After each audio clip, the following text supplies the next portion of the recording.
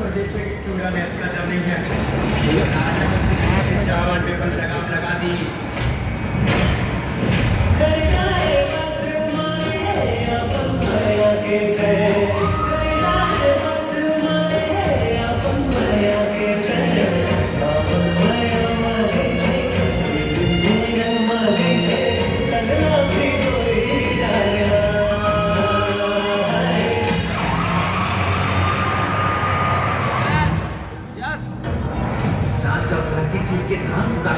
का बोला होकर मेहनत के पैसे ले बस काबर मन माने, कब समर्थन मूल्य में मन माने, कब धान घोटाला, अब ये नहीं चला।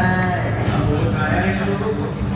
जो आदमी अपनी इलाके में कम से नहीं बन सकता, पार्षद नहीं बन सकता, उसको छत्तीसगढ़ के लोग मंत्री और विधायक बनाए थे।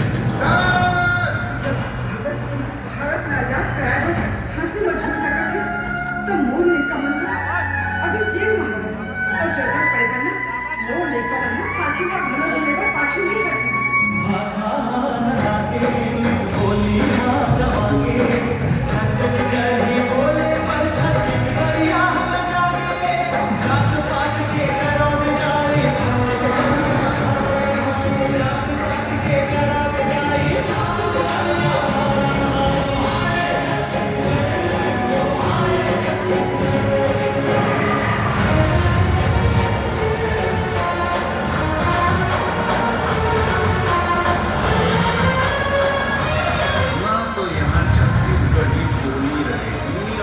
छत्तीसगढ़ या हमने वोट धरती, वोट माटी और राज करके